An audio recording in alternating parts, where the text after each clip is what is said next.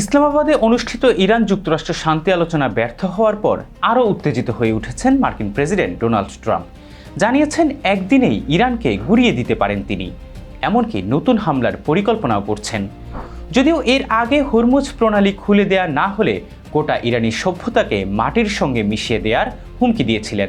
তবে এবার কিছুটা ভিন্ন পথে হেঁটেছেন মার্কিন প্রেসিডেন্ট। হরমুজে ইরানি অবরোধের উপর মার্কিন অবরোধের ঘোষণা দিয়েছেন তিনি। সোমবার ট্রুথ সোশ্যালে দেয়া এক পোস্টে ট্রাম্প জানান, 13 এপ্রিল মার্কিন স্থানীয় সময় সকাল 10টা তথা ইরানের স্থানীয় সময় বিকেল 5টার পর ইরানের সকল বন্দর অবরোধ করবে মার্কিন নৌবাহিনী। মার্কিন নৌবাহিনীর সেন্ট্রাল কমান্ড এক বিবৃতিতে জানিয়েছে, জীবন অবাক না করলে কে করবে? 28% মিল্ক ফ্যাটের অবাক করার সাথে ফ্রেশ মিল্ক পাউডার। জীবন অবাক করুক প্রতিদিন। সোমবার থেকে আরব উপসাগর ও ওমান উপসাগরে অবস্থিত ইরানের সকল বন্দর ও উপকূলীয় এলাকায় প্রবেশকারী বা সেখান থেকে প্রস্থানকারী সকল দেশের জাহাজের বিরুদ্ধে এই অবরোধ নিরপেক্ষভাবে কার্যকর করা হবে। তবে যেসব জাহাজ হরমুজ প্রণালী ব্যবহার করে অন্য কোনো বন্দরে যেতে চায় তাদের উপর অবরোধ কার্যকর হবে না। এ সময় সকল নাবিককে নোটিস টু মেরিনার্স সম্প্রচার পর্যবেক্ষণ এবং ওমান উপসাগর ও হরমুজ প্রণালীর প্রবেশপথে চলাচলের সময় মার্কিন নৌবাহিনীর সঙ্গে যোগাযোগ করার পরামর্শ দেয় সেন্টকম। বিশেষজ্ঞরা বলছেন, অবরোধের উপর অবরোধ তৈরি করা ট্রাম্পের জন্য সহজ। এতে করে মার্কিন নৌবাহিনী হরমুজ প্রণালী দিয়ে চলাচল করা প্রতিটি জাহাজ শনাক্ত করতে পারবে। এমনকি যেসব জাহাজ ইরানকে টোল পরিশোধ করছে তাদের তথ্য ওয়াশিংটনের কাছে থাকবে। যদিও সাম্প্রতিক তথ্যের আলোকে দেখা যায় এখন পর্যন্ত টোল প্রদান করা অধিকাংশ জাহাজই চীন সম্পর্কিত। এছাড়া বেশ কিছু ফরাসি ও গ্রিক জাহাজও টোল পরিশোধ করেছে। বর্তমানে ইউরোপের সঙ্গে ট্রাম্পের বৈরী সম্পর্কের ফলে ট্রাম্প হয়তো ফরাসি ও গ্রিক জাহাজ জব্দ করতে পছন্দ করবেন। তবে প্রশ্ন হলো, জাহাজটি যদি ইন্দো প্যাসিফিকে ঘনিষ্ঠ মার্কিন মিত্র জাপান বা দক্ষিণ কোরিয়ার হয়, অথবা মধ্যস্থতাকারী দেশ পাকিস্তান বা আরেক পরাশক্তি চীনের হয়, তবে মার্কিন এই অবরোধ অনেকটাই হুমকিতে পড়তে বাধ্য। হরমুজে অবরোধের পর ট্রাম্প প্রথম থেকেই আন্তর্জাতিক জলসীমায় অবাধ নৌ চলাচলের উপর গুরুত্ব দিয়ে আসছেন। এখন যদি ট্রাম্প নিজেই এই স্বাধীনতা ক্ষুণ্ণ করেন, তবে বিশ্বের অন্যান্য জলপথগুলোর স্বাধীনতার ভবিষ্যৎ আশঙ্কাজনক হয়ে উঠবে, যার ফলে বিশ্ব বাণিজ্য চরম বিশৃঙ্খলার মধ্যে পড়বে। এমনভাবে উত্তরাঞ্চলীয় সমুদ্রপথে রাশিয়া এবং দক্ষিণ চীন সাগরে চীন নিজস্ব নিয়ন্ত্রণ প্রতিষ্ঠা করতে পারে। এটা তো সম্ভাবনা মাত্র। চলুন জেনে আসি বাস্তবের খুব কাছাকাছি থাকা হুমকি নিয়ে। ইরানের উপর আগ্রাসনের পরই তেহরান জানিয়েছিল, ইসরায়েল ও যুক্তরাষ্ট্র যদি ইরানের উপর হামলা অব্যাহত রাখে তাহলে প্রতিরোধ অক্ষ হরমুজের মতোই আরেকটি গুরুত্বপূর্ণ জ্বালানি পথ বাব আল মানদেব অবরোধ করে দিতে পারে।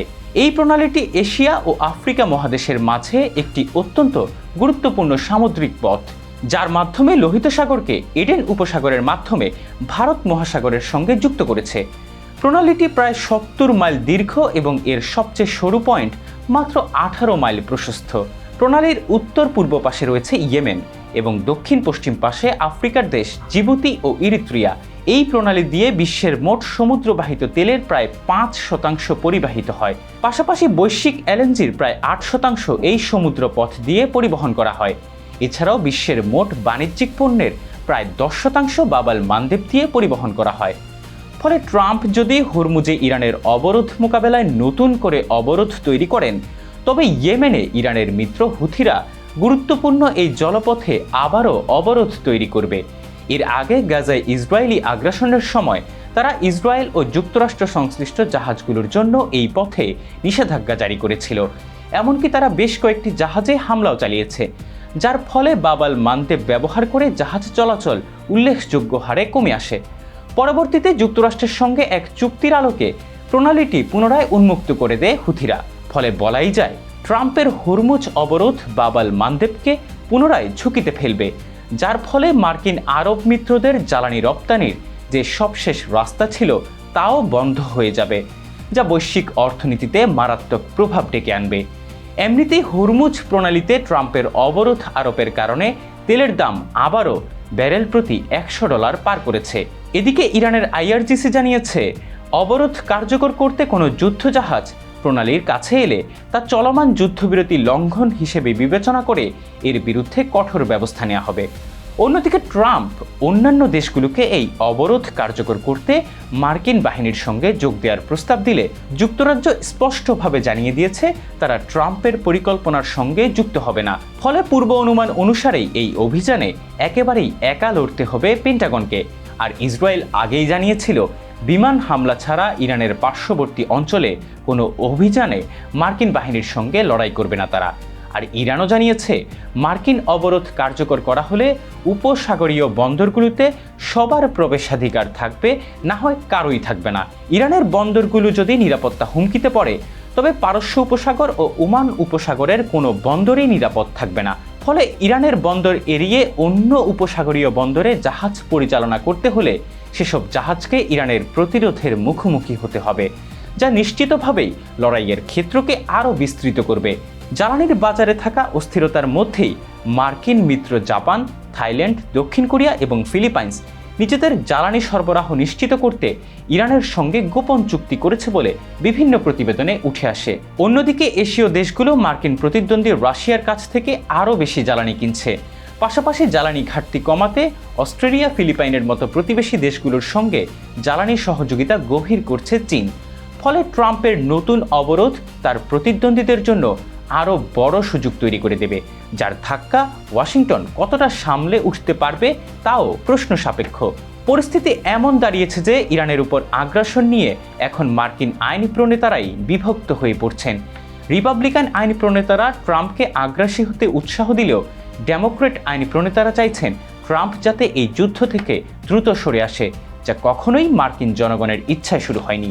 সিবিএসের এক নতুন জরিপ অনুযায়ী 59% মার্কিন নাগরিক মনে করেন এই যুদ্ধে যুক্তরাষ্ট্রের পরিস্থিতি কিছুটা বা খুবই খারাপের দিকে যাচ্ছে। এমন অবস্থায় জ্বালানির বাজার আরও খারাপ পরিস্থিতি ধারণ করলে নভেম্বরে অনুষ্ঠিত হতে যাওয়া মার্কিন মধ্যবর্তী নির্বাচনে রিপাবলিকান পার্টিকে চরম মূল্য দেওয়ার জন্য প্রস্তুত থাকতে হবে, যার কিছুটা ইঙ্গিত দিয়েছেন ইরানের স্পিকার বাঘের গালিবাফ। মাইক্রো ব্লগিং সাইট এক্সে দেয়া এক পোস্টে তিনি লিখেন, পাম্পের বর্তমান দাম উপভোগ করুন।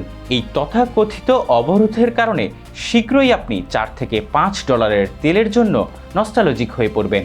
পোস্টের সঙ্গে ওয়াশিংটন ডিসির আশেপাশে পেট্রোলের দাম দেখানো একটি মানচিত্র যুক্ত করা হয়েছে। সেই পোস্টে গালিবাফ একটি সাংকেতিক ইঙ্গিত যুক্ত করেন, যেখানে তিনি বুঝিয়েছেন হরমুজ প্রণালীতে কোনো ধরনের অবরোধ তৈরি করা হলে তেলের বর্তমান দাম যা আছে তা আরও বহুগুণ বেড়ে যাবে।